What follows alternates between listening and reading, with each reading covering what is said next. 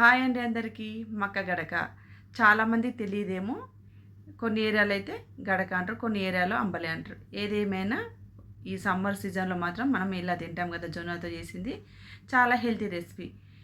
మన పూర్వీకులు ఇదే ఫుడ్ తినేవాళ్ళు, అందుకే వాళ్ళు ఉక్కులాగా ఉండేది. అది ఎలా చేశానో ఈ వీడియోలో చెప్తాను. ఇంకా లేట్ చేయకుండా వీడియోలోకి వెళ్దామా.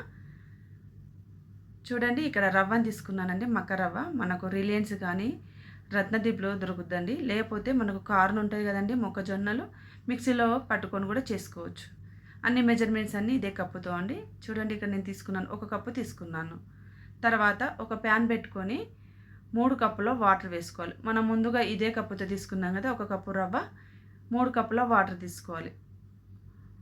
హై ఫ్లేమ్లో ఉడికించుకోవాలండి. బాగా మనకు ఎసరు అనేది మరుగుతుంటేనే ఈ రవ్వను వేసుకోవాలి. ఒక 2 నిమిషాల తర్వాత ఇలా కుక్ అయిందండి. ఇప్పుడు 1/2 టేబుల్ స్పూన్ సాల్ట్ వేసుకున్నాను.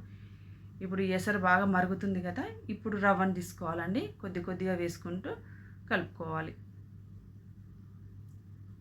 తక్కువ టైంలోనే మనం చేసుకోవచ్చండి, టైం ఎక్కువ కూడా పట్టదు. 4 లేదా 5 నిమిషాలనే ఈ రెసిపీ రెడీ అయిపోద్ది. మధ్య మధ్యలో చెక్ చేసుకోవాలి ఉండలు లేకుండా. చూడండి, ఇలా వేసుకున్నాక మూత పెట్టుకొని ఒక 2-3 నిమిషాలు కుక్ చేసుకోవాలి. తర్వాత మధ్యలో మరొకసారి చెక్ చేసుకోవాలి. ఉండలు ఉంటాయండి, చెక్ చేసుకోవాలి.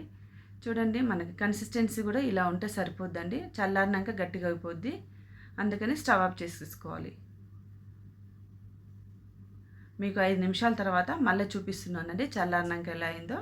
గట్టిగా వద్దండి, ఇలా వచ్చేసింది చూడండి. ఇలా ఇప్పుడు ఒక ప్లేట్లోకి సర్వ్ చేసుకోవాలి. చాలా హెల్తీ రెసిపీ అండి. ఈ రెసిపీ ఈ గడక పెరుగులో కానీ సాంబార్లో కానీ చాలా బాగుంటుందండి. పచ్చడి వేసుకొని ఇలా పెరుగుతో తింటే నాకైతే చాలా ఇష్టం. మా ఇంట్లో కూడా చాలా ఇష్టపడతారు.